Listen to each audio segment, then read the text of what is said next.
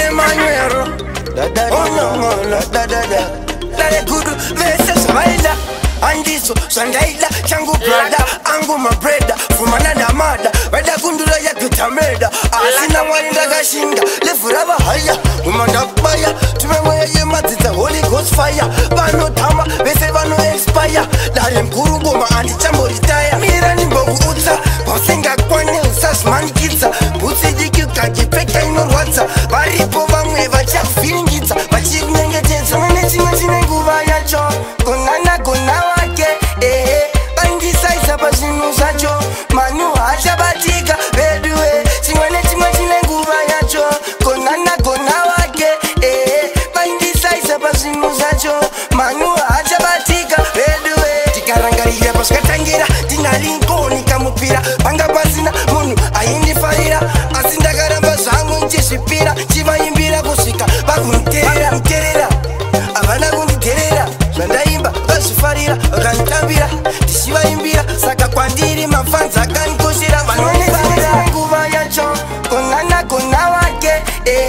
bandisaisa pazvinhu zvacho manu hachabatika vedue chimwe chine nguva yacho konana kona wake bandisaisa pazvinhu zvacho manu hachabatika vedue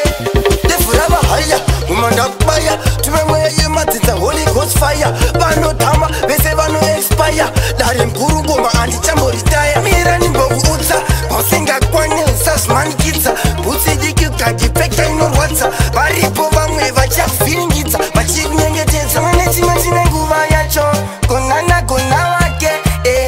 bandisaisa pazvinhu zvacho manu hachabatika vedue chimwe chine nguva yacho konana kona wake bandisaisa pazvinhu zvacho manu hachabatika vedue chimwe chine nguva yacho konana kona wake bandisaisa pazvinhu zvacho manu hachabatika vedue chimwe chine nguva yacho konana kona wake bandisaisa pazvinhu zvacho manu hachabatika vedue. Text us on the beat. Lagami music.